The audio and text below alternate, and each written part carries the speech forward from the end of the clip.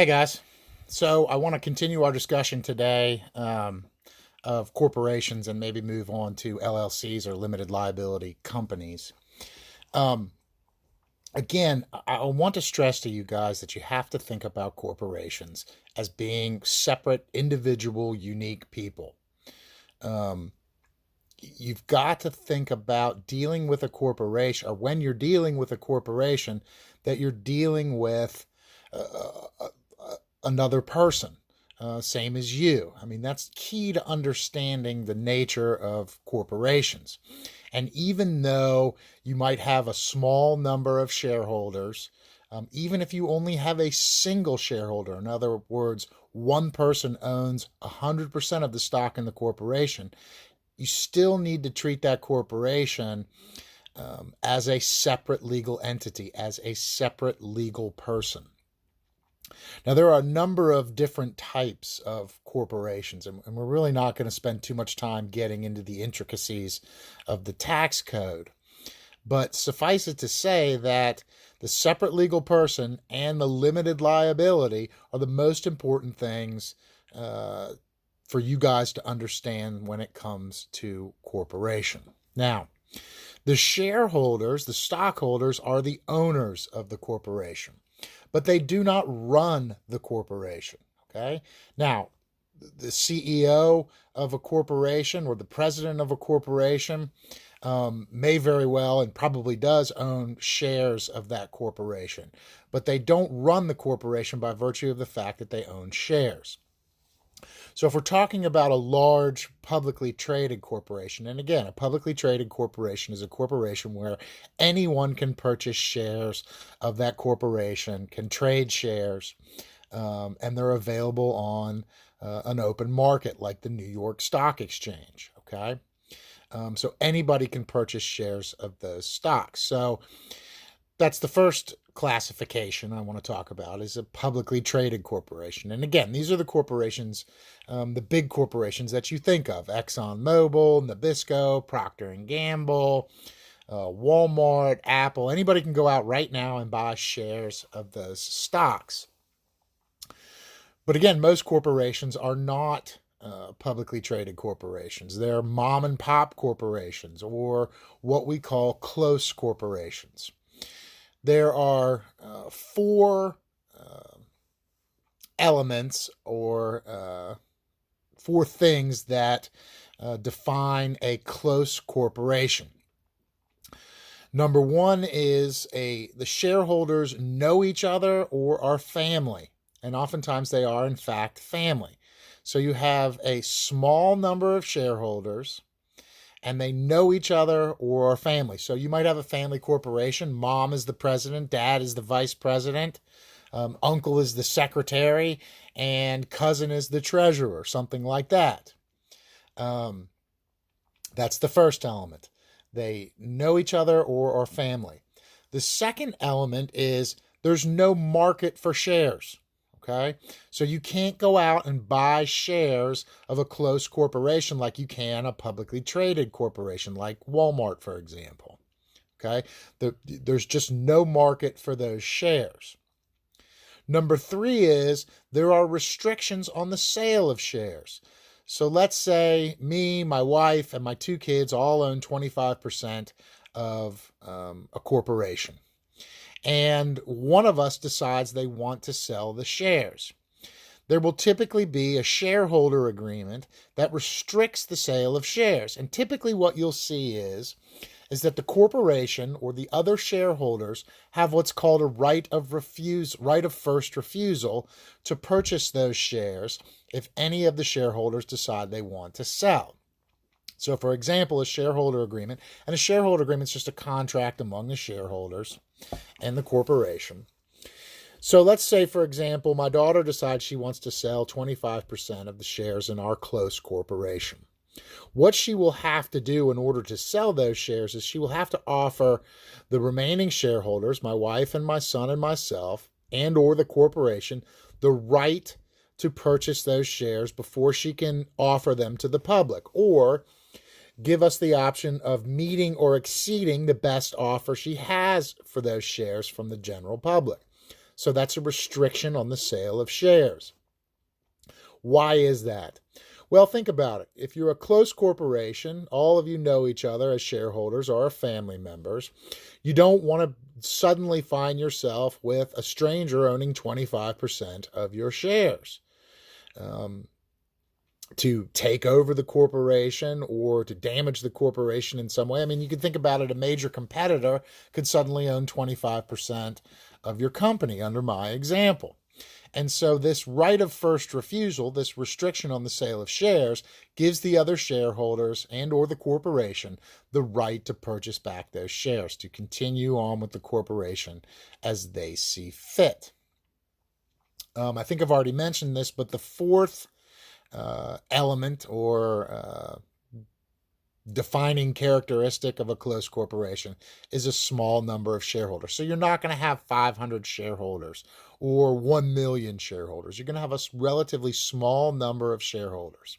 So make sure you know the four characteristics of a close corporation. The shareholders know each other or are a family. That's number one.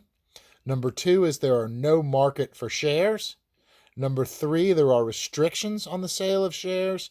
And number four, there are a small number of shareholders. And I'm not going to get into it, but your typical close corporation is what we call an S corporation. And that just refers to the Internal Revenue Code. And you can get rid of some of the problems like double taxation that you typically have with other sorts of corporations. Now, I'm not going to test you guys on that. I'm not going to get into the intricacies of it. But make sure you know those four characteristics of a close corporation. Now, as I said earlier, the shareholders don't run the corporation. Even though they're the owners, they don't run the corporation. So the corporation is run by a board of directors, okay? So any of the big publicly traded corporations have a board of directors that is responsible for running the corporation. Now, when I say running the corporation, I don't mean the day-to-day decisions that have to be made. What I'm talking about is they set the course for the corporation. So they're going to consider things like diversification, new product lines, the big ticket issues that corporations may face. Think of it as who runs the college? Who runs Davis and Elkins College? Well, you might say, well, the president. And you'd be right to a certain extent, but who really runs the college are the board of trustees. Now, most of you probably haven't even met or could name anybody on the board of trustees because they're not involved in the day-to-day operations of the college, right? They're not deciding what hours the pool should be open or what disciplinary action should be taken against a student if they get in trouble, or any of those hundreds of day-to-day decisions that need decisions. The board of trustees is like the board of directors of a corporation. If there are major issues facing the college, a 10-year plan, tuition increases, things like that are going to be decided by the board of trustees of the college. And it's the same as with a board of directors of a corporation. The board of directors of a corporation are going to hire a CEO, a chief executive officer, or something akin to a president, a leader of the corporation. Just like the board of trustees will hire a president to run the college on a day-to-day basis. And then they will fill in the positions below them in order to run the college. Again, same thing as a corporation. Now, being on the board of directors of a major publicly traded, say Fortune 500 company, that's a pretty nice gig. You probably meet quarterly, 4 times a year. You probably meet in some exotic location that's really nice, get a big check, and get wined and dined.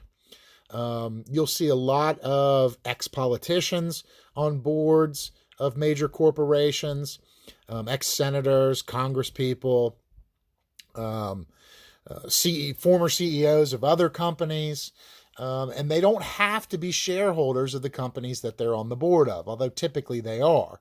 And oftentimes they're rewarded or compensated for being on the board by receiving shares of that company's stock.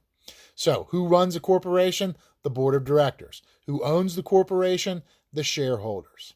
Okay? And again, think of the board of directors of a corporation like you think of the board of trustees of the college. Okay, some other ways of classifying corporations. Municipalities can be incorporated. Okay, and typically your incorporated municipalities, and when I say municipalities, I mean cities, towns. When they incorporate, you'll see them provide essential services like fire and rescue, law enforcement, police, garbage pickup, water treatment, those types of things. So when you travel, particularly through West Virginia, and you enter into a town and you see a sign and it says the name of the town and then it says unincorporated, that's what they're talking about. Okay, so obviously a municipal corporation is a lot different than a for-profit corporation, and we're not going to get into all that, but know that municipalities can incorporate. There are non-profit corporations, right?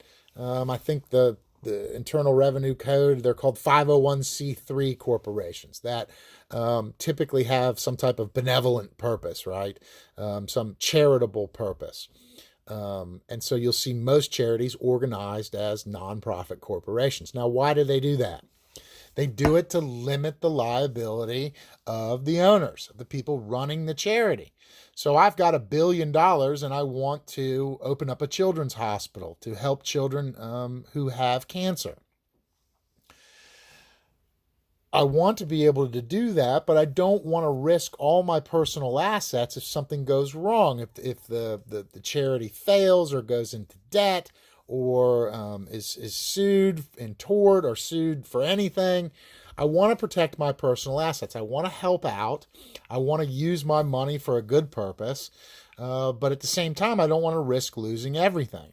And so a nonprofit corporation allows you to do that. Obviously, you risk whatever investment you make in this nonprofit corporation, although it's nonprofit, so you're not expecting to see a return on your investment, but you'd probably like to see the nonprofit be self-sustaining through donations and things like that.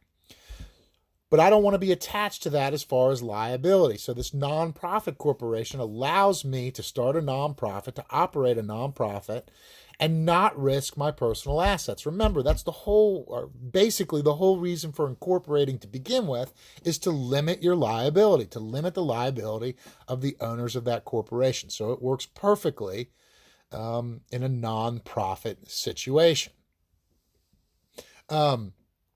Another way we classify corporations is by essentially where they're incorporated and where they're doing business. So let's talk about the incorporation process for just a minute. Each state, somebody just pulled up, they're probably about to open my garage door. Each state has a process by which you can incorporate a business, and it's typically done through the Secretary of State's office. And every state has slightly different requirements, but basically, you fill out a form that asks you what the name of the corporation is, and the Secretary of State in West Virginia, for example, and I'm sure all states have this, has a database that you can search when you decide on a name for the corporation to make sure that nobody else has taken that name. So you can get on the Secretary of State's website, type in the name of your proposed corporation, your proposed name, and see whether or not anybody else has that name. You can't have a name that is the same or too similar to another corporation that's already incorporated. So you select your name. There's usually a line to fill in as to what the nature of the business is. And typically now when we fill those forms out, we'll just say any lawful business. It used to be a little bit more strict, but now you can get away with that. That way you don't have to reincorporate if you change the nature of the business. The names and addresses of the people that are doing the incorporating, the number of shares that are going to be issued. Excuse me while I drink my coffee. The number of shares that are going to be issued. An agent for service. Now, you remember when we talked about service of process. A corporation is a separate legal person. So if you want to sue a corporation, you sue them. You don't sue the shareholders, obviously. And so one of the things you have to do when you incorporate is to name someone that will accept service on behalf of the corporation if they're sued. And so in those incorporation documents, you'll be given the name and address. You'll be giving the name and address of the person who will accept service on behalf of the corporation. And that way, when you sue a corporation, you send it to you send the lawsuit to the Secretary of State, and they forward it to the registered agent for service. And then you have good service of process, and that begins the lawsuit, as you'll recall from our court procedures unit. What else has to be in there? Certain businesses have to provide some information on how they're going to capitalize the corporation. Typically, banks and insurance companies will have to provide a lot more information during the incorporation process, mostly having to do with assets on hand, because obviously you need a significant amount of money to go into the insurance or the banking business. But other than that, it's very simple. 2 or 3 page little document. You send it in along with a check, somewhere between $250 and $500. I haven't looked at it recently. You send that down there, and they send you back a certificate of incorporation, and you are incorporated in that state. So if we've incorporated in West Virginia, we are a West Virginia corporation. So a West Virginia corporation that does business in West Virginia is known in West Virginia as a domestic corporation. Again, a corporation incorporated in West Virginia and doing business in West Virginia is known in West Virginia as a domestic corporation. Now, just because you're a West Virginia corporation doesn't mean you can't do businesses in other states. You can. And the nature of the economy today is that most businesses aren't confined within state lines. So I'm a West Virginia corporation, a domestic corporation in West Virginia, but I decide I want to open up a branch of my business in Pennsylvania. I can do that, but I have to go to the Pennsylvania Secretary of State's office, or website probably, and get what's called a certificate of authority, I think it's called. Well, see, now I've drawn a blank on that. I think it's a certificate of authority. Basically what you do is you write a check to Pennsylvania, and they issue paperwork saying you're authorized to do business. This West Virginia corporation is authorized to do business in Pennsylvania. And then I'm fully protected as far as limited liability, as far as my business is concerned, in Pennsylvania.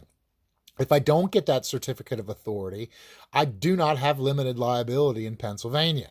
If I just say, oh, I'm a West Virginia corporation, go ahead and open up in Pennsylvania, I'm not going to have that limited liability in Pennsylvania. Basically, you got to write that check, get that certificate, and then you're authorized to do business as a corporation in Pennsylvania. Now, another classification here. We know that a corporation incorporated in West Virginia and doing business in West Virginia is known in West Virginia as a domestic corporation. That West Virginia corporation doing business in Pennsylvania is known in Pennsylvania as a foreign corporation. Okay? So a West Virginia corporation doing business in Pennsylvania is known in Pennsylvania as a foreign corporation. So we have domestic corporations, foreign corporations, and then we have alien corporations. Alien corporations are corporations that are incorporated in a different country, but doing business in the United States and doing all the paperwork that they need to do that. Then they will have the same limited liability. But a corporation incorporated, say, in Denmark, doing business in the United States is known as an alien corporation. So make sure you know the definitions of domestic corporation, foreign corporation, and alien corporation. So another example would be a Pennsylvania corporation doing business in West Virginia is known in West Virginia as a foreign corporation. A Pennsylvania corporation doing business in Pennsylvania is known in Pennsylvania as a domestic corporation. Okay, so make sure you know domestic, foreign, and alien corporations. So we've sent all our stuff to the Secretary of State. We've received our certificate of incorporation. We're good to go. We have our limited liability, and we've accomplished our goal of creating a separate legal entity to do business with while limiting the liability of the owners. Okay, what's next?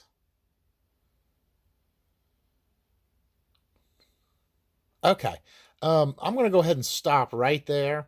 I want you to digest this information. I'll post another video tomorrow, but I want to make sure you understand exactly what we've talked about today, just those basic classifications. Again, think separate legal person, limited liability. I know I'm repeating myself, but it bears repeating. All right, I'll have another video for you guys tomorrow. Some of you have not done the assignment, and I'm not going to send out emails to you guys individually asking you to get these assignments done. I just don't have the time to do that. You're all responsible enough to get that in. If you don't do it, you're not going to get credit for it. So I'll give you another day or so to get them turned in, but I'm not going to nag you about getting this stuff done. Okay? We will have a final. We will have the extra credit. I'll let you know when we're going to do all that stuff. I'll probably get the extra credit to you guys this week so you can start to work on it. It's not a big deal. It's a page or two long paper on business organization. So let me know you've watched the video, please. And let me know if you have any questions, comments, concerns, whatever. Thanks, guys. Bye.